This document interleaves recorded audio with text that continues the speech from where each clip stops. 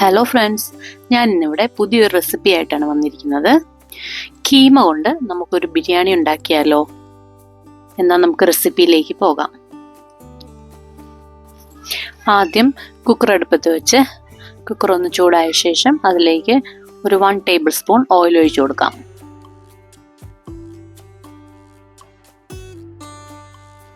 Oil ഒന്ന് ചൂടായ ശേഷം അതിലേക്ക് ഒരു 2 മീഡിയം സൈസ് സവാള ഇട്ട് കൊടുക്കാം.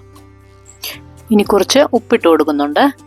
ഇനി സവാള നന്നായിട്ടൊന്ന് വഴറ്റിയെടുക്കാം. ഇപ്പം സവാള ഇവിടെ വഴന്നു വന്നിട്ടുണ്ട്. അതിലേക്ക് ഇഞ്ചി, വെളുത്തുള്ളി, പച്ചമുളക് ഇവ ചതച്ചത് 2 ടേബിൾ സ്പൂൺ ഇട്ട് കൊടുക്കാം.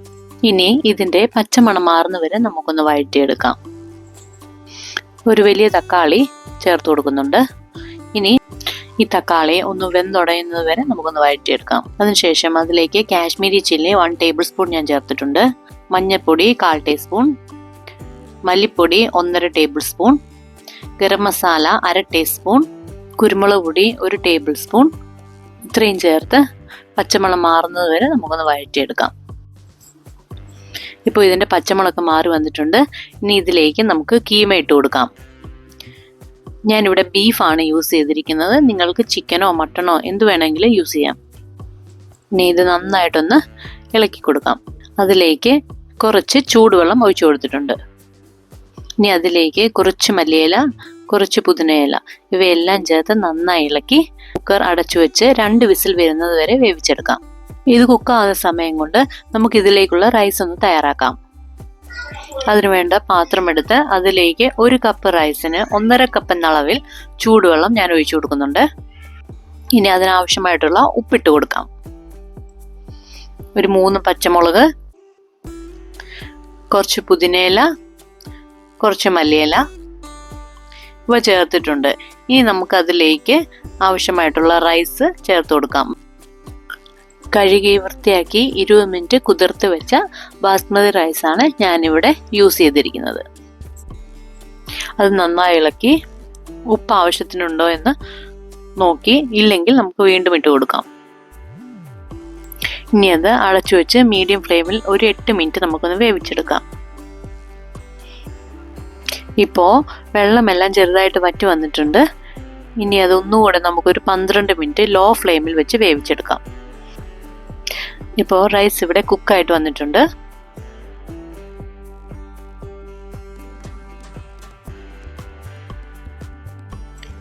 ഇപ്പോൾ കുക്കറിൻ്റെ സ്റ്റീം എല്ലാം പോയിട്ടുണ്ട്. നമുക്കൊന്ന് ഓപ്പൺ ചെയ്ത് നോക്കാം. ഇപ്പോൾ കീമ ഇവിടെ നന്നായിട്ട് കുക്കായിട്ട് വന്നിട്ടുണ്ട്. ഇനി നമുക്ക് അതിലേക്ക് 1 ടേബിൾ സ്പൂൺ ഗീ ആഡ് ചെയ്യാം.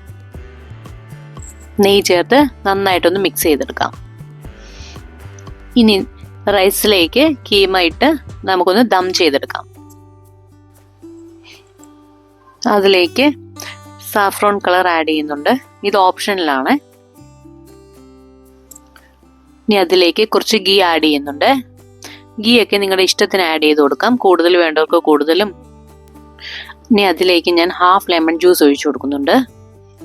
ഇനി വീണ്ടും കുറച്ച് പുതിനയിലയും മല്ലിയിലയും ചേർത്ത് കൊടുക്കാം.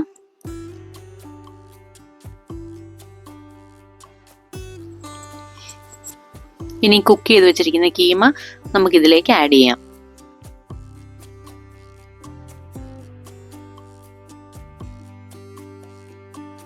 കീമ ഞാൻ എല്ലാ സൈഡിലേക്കും ആക്കി കൊടുത്തിട്ടുണ്ട്. ഇനി അതിലേക്ക് നമുക്ക് കുറച്ച് പുതിനയിലയും മല്ലിയിലയും ചേർത്ത് 12 മിനിറ്റ് ലോ ഫ്ലെയിമിൽ കുക്ക് ചെയ്തെടുക്കാം. 12 മിനിറ്റിന് ശേഷം ഫ്ലെയിം ഓഫ് ചെയ്ത് ഒരു 1/2 അവർ റെസ്റ്റ് ചെയ്യാൻ വെച്ചിട്ട് മാത്രമേ ബിരിയാണി സെർവ് ചെയ്യാൻ പാടുള്ളൂ. അപ്പോൾ ബിരിയാണി ഇവിടെ റെഡി ആയിട്ടുണ്ട്. ഇനി നമുക്ക് സെർവിങ് പ്ലേറ്റിലേക്ക് മാറ്റാം. എളുപ്പമല്ലേ? എല്ലാവരും ഒന്ന് ട്രൈ ചെയ്ത് നോക്കിയിട്ട് ഫീഡ്ബാക്ക് അറിയിക്കാൻ മറക്കല്ലേ. Thank you for watching.